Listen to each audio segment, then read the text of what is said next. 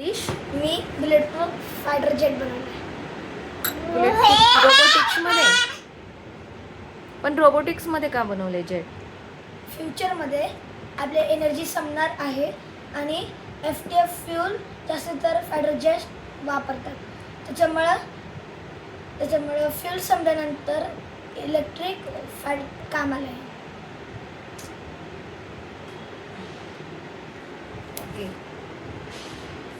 म्हणजे तुझं म्हणणं आहे की रोबोटिक्सच जेट चालणार इन फ्युचर. हां, ओके, त्याचे फीचर्स सांग. ह्याचे फीचर्स आहेत की ह्याच्यामध्ये पायलटची गरज लागत नाही आणि ह्याच्यात खूप सारे मिसाईल्स आहे आणि एक एनिमी डिटेक्टर आहे.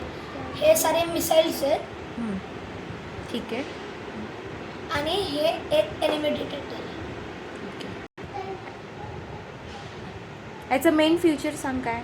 म्हणजे आपण हे जे एनिमी डिटेक्टर आहे त्याच्याने आपण एनिमीजचं मेन लोकेशन शोधू शकतो आणि याच्यात पायलटची आवश्यकता नाही आहे, त्यामुळे आपले पायलट्स पण वाचतील. ओके. आणि हे तुटले तरी चालतील पण आपल्या पायलटचा जीव वाचणार. अच्छा, मग हे रेडी झालं आता? हां, झालं आहे. पण याला उडण्यासाठी हाय व्होल्टेजची बॅटरी लागणार आणि आपण मिसाईल बनवू शकत नाही. ठीक आहे. तुझं ह्याच्या पाठीमागचा उद्देश काय बनवायचा? माझा एक फ्रेंड आहे, त्याचं नाव आहे ज्ञानेश पवार.